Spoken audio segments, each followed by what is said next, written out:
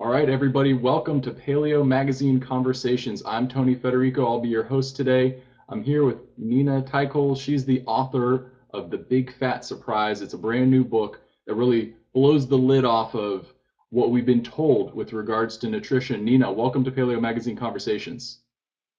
Thanks for having me.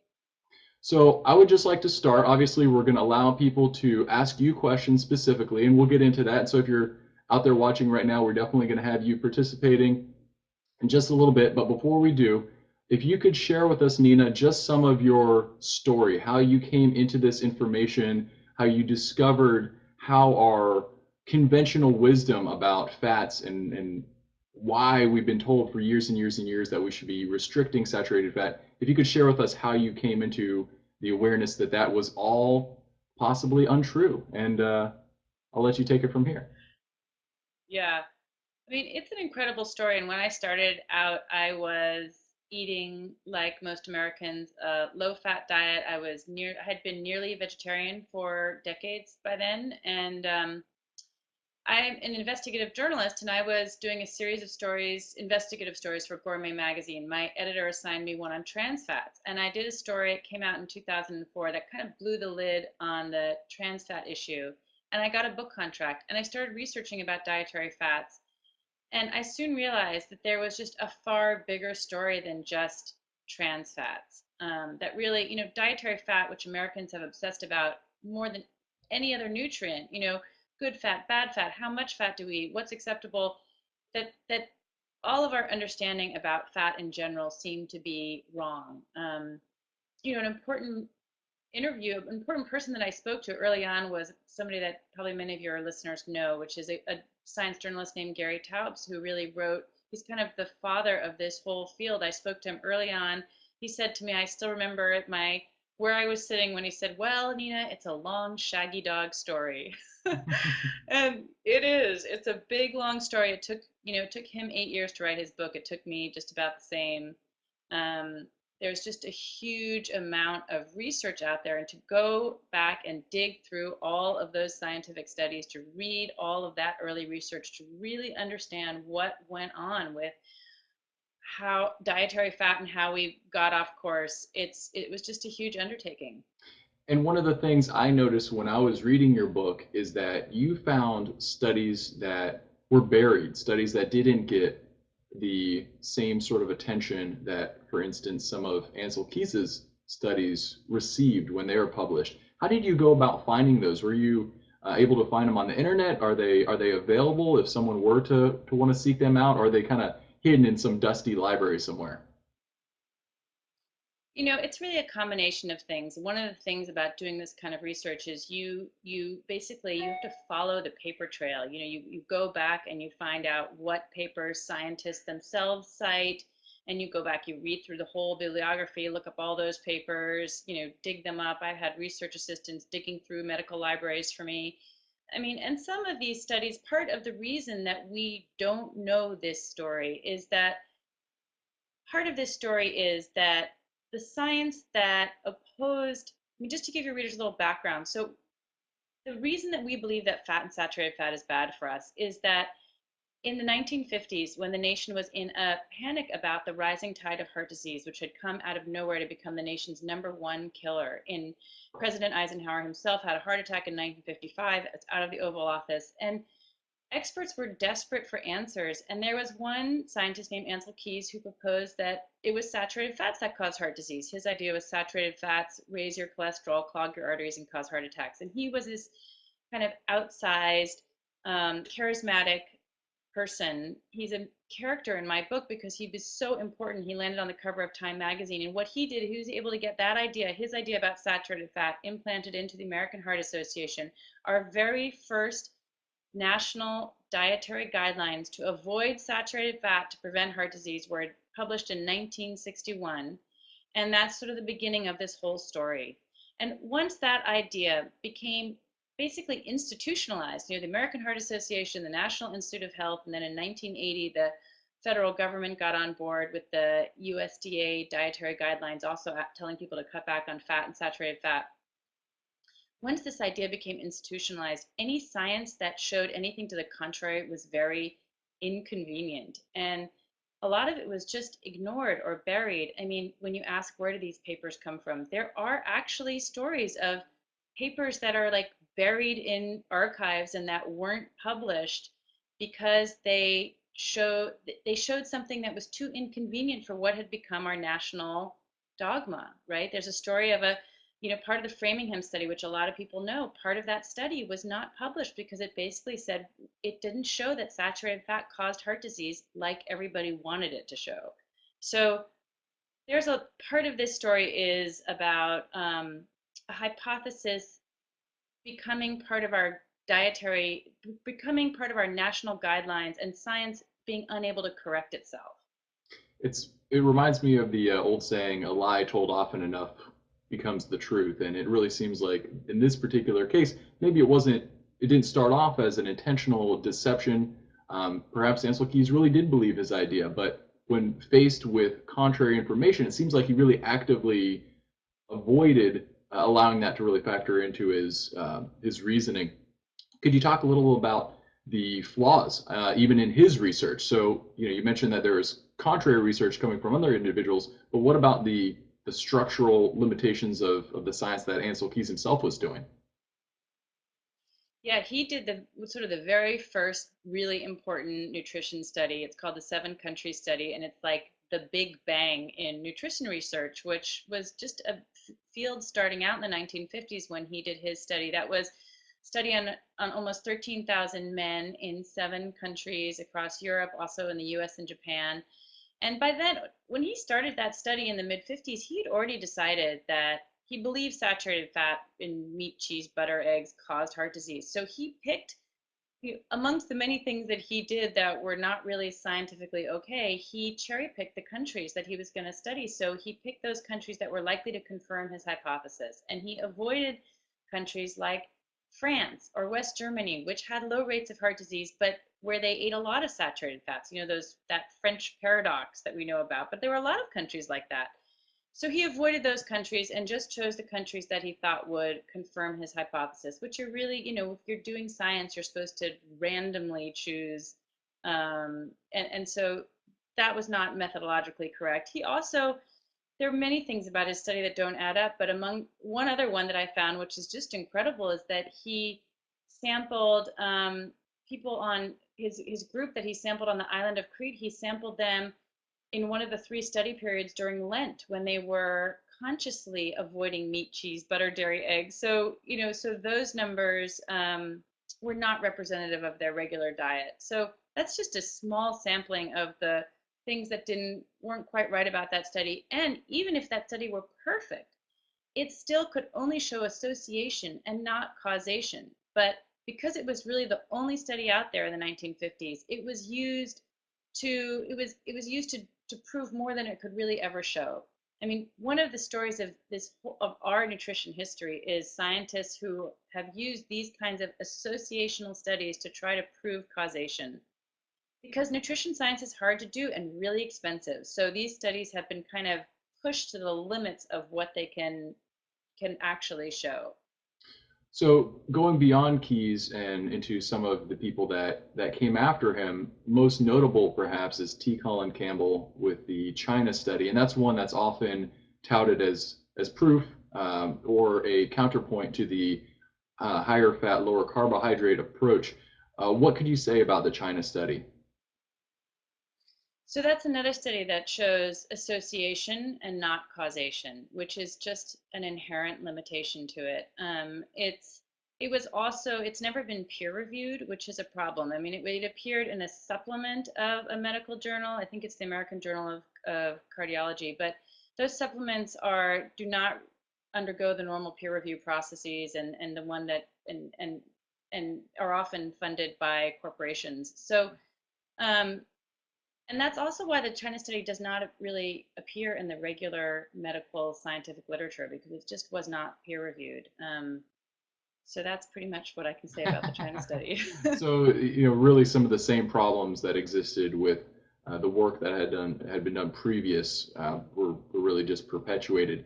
Now, what could you say to people who are concerned, who still have fears about consuming too much dietary fat who are concerned that it's going to raise their cholesterol. Can we talk a little bit about the actual nutrition and the role of fats in the diet? Yeah. So, just to review, I mean, we have believed for so long that the fat you eat is the fat that you get, right? I mean, it's what I call this tragic homonym that, that we have the same word for the fat that's in our bacon and the fat that's on our body, even though there really is no relationship to between those. And the idea was that because fat has about 9 calories per gram versus carbohydrate, which has 4 or 5 calories per gram, that just those calories would somehow make you fat. But it just turns out that your body seems not to process all calories from all sources in the same way. So it processes carbohydrates differently because carbohydrates trigger the release of insulin. That's like the king of all hormones for making you fat. And in the last decade, the high fat diet, the so-called Atkins diet, really wasn't studied because it was considered too dangerous. The National Institute of Health would never fund that study. But in the last decade, there have been now quite a large number of really rigorous, good clinical trials, the kind of evidence that can actually show causation.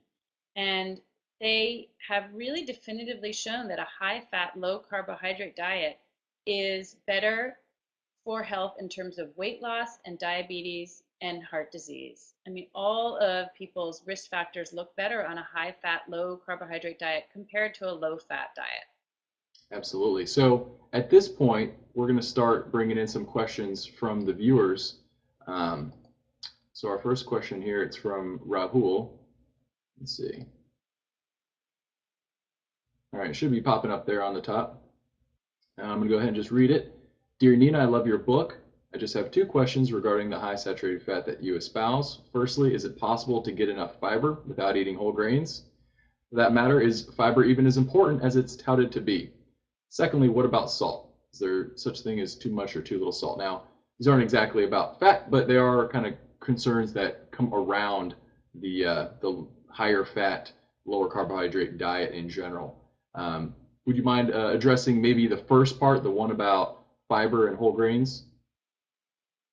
Yeah, I have to cede to Gary Taubes actually on this analysis where he did a big long analysis of exactly what the science is to support having a lot of fiber on your diet and concluded that really the science doesn't exist to show that you need fiber from fruits, vegetables, and grains to be healthy. And if all I can say is that those clinical trials on the high fat, low carbohydrate diet, there have been trials that have there have been now a couple of trials that have lasted 2 years, right? So that's the amount of time where people were concerned about endorsing this diet until they had a trial long enough to see what all the effects would be on renal function and on all of your biological systems. And they just did not see any problems when people ate a high fat, low carbohydrate diet, including any problems that might arise from not getting enough fiber. So it seems like, that just is not a problem. And so to the second point about salt, again, this isn't something that's directly related to fats specifically. I think oftentimes there's a stereotype of a low carb diet being a high salt diet, since people imagine lots of processed meats and things of that nature, which isn't necessarily what you're recommending people eat. Would you have anything that you could say with regards to salt intake and how it relates to health overall? Is that something that we should be concerned about as well? Again, that's another thing that's, I don't go into that in my book, but I know that there's a literature out there. And also, I hate to keep going back to Gary Taubes, but he's written really a pretty convincing reevaluation of the data, and other people now have done this too, to show that that dietary salt seems to, your body has homeostatic systems, right? So your body, if you take in too much salt, too much cholesterol, dietary cholesterol is another one like this, your body will, in most people, will regulate the they will excrete what is not needed or down regulate its own, in the case of cholesterol, your own production of cholesterol. So I don't think that those dietary salt and cholesterol are as important as we have thought that, and I know in the case of dietary cholesterol that there's no relationship between the amount of cholesterol that you eat and the amount of cholesterol in your blood. Absolutely. All right. So Rahul, hopefully those answered your questions. We're going to go ahead and take that off of there. All right. So I wanted to go back to something that you had mentioned previously, which is that Ansel Keys and then his predecessor, T. Colin Campbell, seem to cherry pick, if you will, certain populations that fit the diet heart hypothesis that they were promoting. The low carb and higher fat community has been accused of the same thing with regards to the Inuit and the Maasai. Could you speak to those, the criticism of maybe cherry picking Yeah. on the opposite side, and how might it be different? Right. So the one thing here to be true that's important to understand the framework is that Americans were basically eating about 40% fat diet, more or less. And then the hypothesis that we're testing here is the one that Ansel Keys proposed. Does fat and saturated fat cause heart disease? That's the scientific hypothesis that is sort of on the stand. It was proposed by Ansel Keys and it became our national doctrine. So for any scientific hypothesis, a hypothesis is never really true. It's just how much evidence exists to support it, right? So, and what I did in my book and what others have, now there are two groups of scientists, is to go back and look at all the evidence that seems to support that hypothesis. And I've concluded, and two groups of scientists have concluded that that evidence does not support that hypothesis, right? One of the things that Huxley once said, a single fact can slay an entire hypothesis. Mm. So the reason that I trot out and others trot out the Inuit and the Maasai is simply to say these studies slay that hypothesis. These are two populations that where high fat, even high animal fat diets coexist with good health. Those observations, you just cannot square them with the hypothesis that fat and saturated fat cause heart disease, right? So what we're trying to do is to establish whether or not that hypothesis can stand. I think there are a number of people, including myself, who concluded that hypothesis just is not workable anymore. I'm Absolutely. not proposing. So when I tried out the Inuit and the Maasai, it's only to say that those contradict that standing hypothesis. I'm not putting another hypothesis out there on the table. I mean, I think that the evidence supports a new hypothesis that a high fat diet that's low in carbohydrates is better for health. I think that's what the science points towards.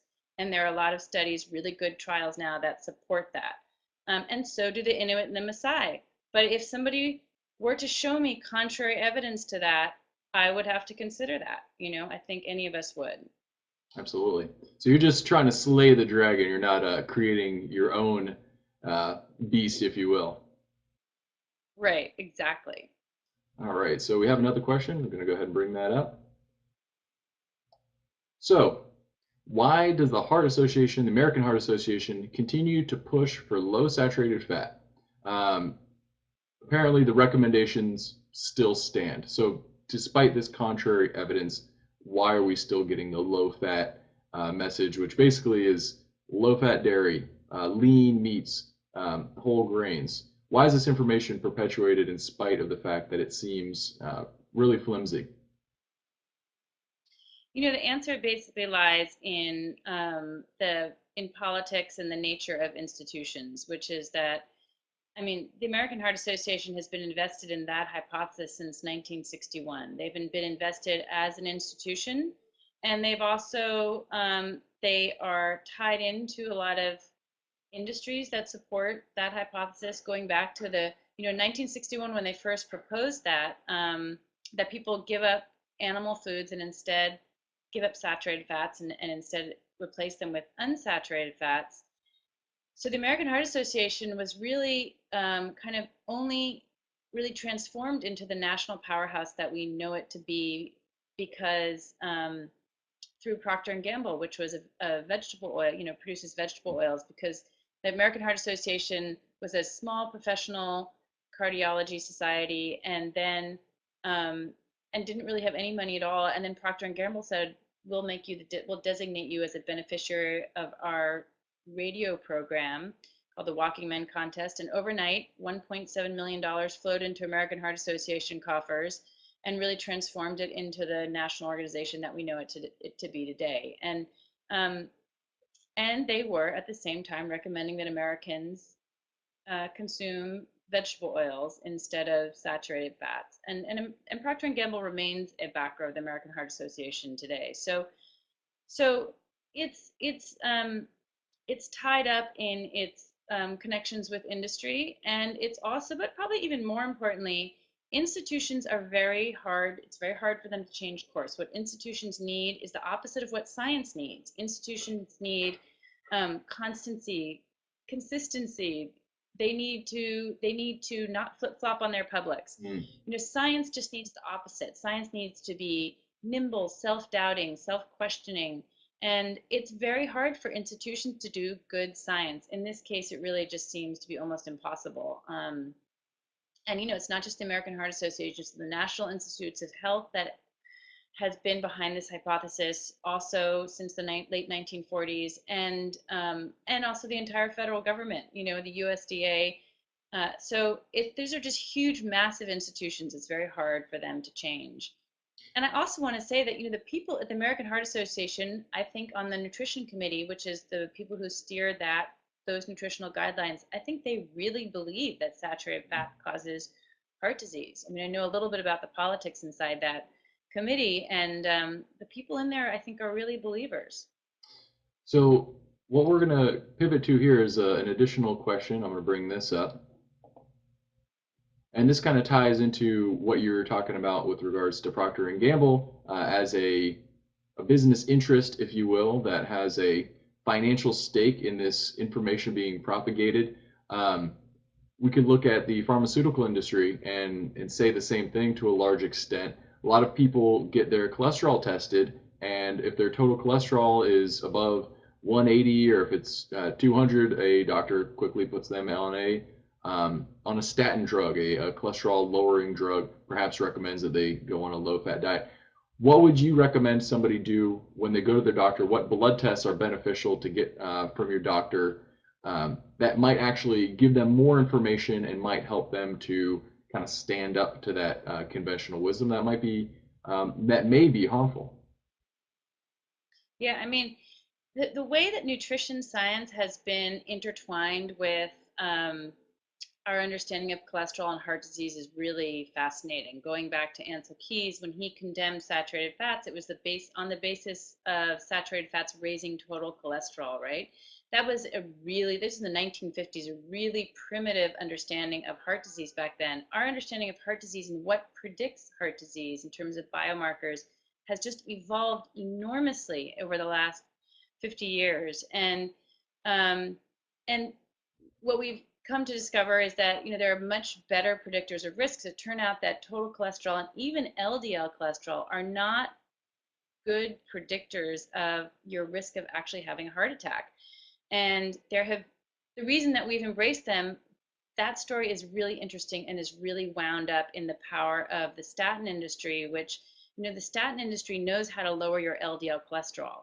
They tried to make drugs to raise your HDL cholesterol, but they were not successful. So one of the reasons that we focus on LDL cholesterol is that's what statins know how to do, and that industry has really influenced our nutrition experts, who almost all of them get money from the statin industry. And so we've focused on LDL, but by the most up to date, much better predictors of risk, things like LDL particle number and your LDL cholesterol size, a diet high in fat and including saturated fat looks just fine. And so by these better predictors, they really exonerate saturated fat, which was really unfairly condemned by a primitive understanding of heart disease. And I just have to add, saturated fat is the only fat that raises your HDL.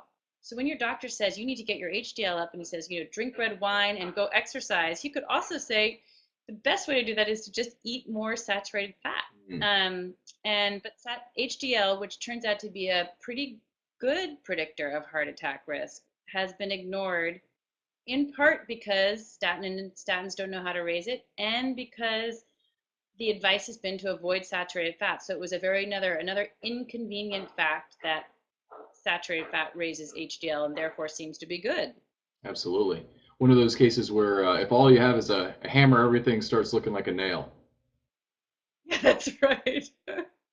All right. So one of the things that seems encouraging is that the message seems to finally be getting out. Obviously, your book just came out, The Big Fat Surprise.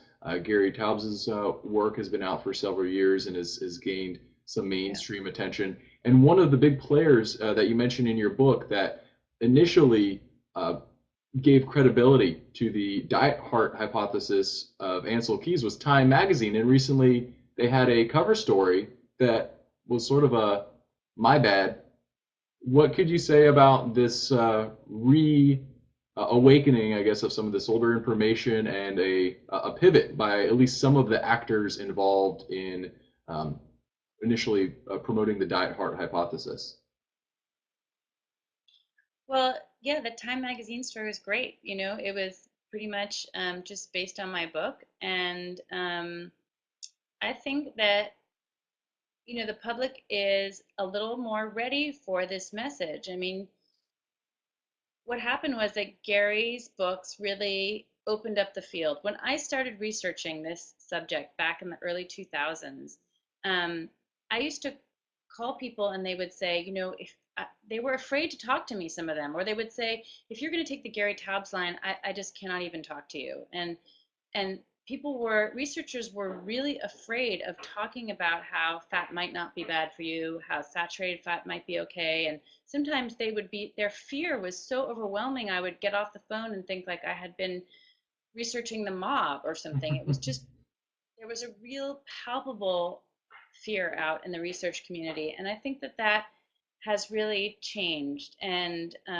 there's a little more breathing space for conversation now. There's um, scientists who have started researching that diet. There are people like you. There's this huge sphere, a kind of underground sphere of people who have discovered the low carbohydrate diet and have just seen incredible improvements in their health and their weight. So there's this kind of upsurge of interest um, and and acceptance of this diet. And I think there's a more receptive audience out there now for, like, I think my book came at a good time because it really tells a story and it's accessible to people who, it's written for a general audience, not scientists.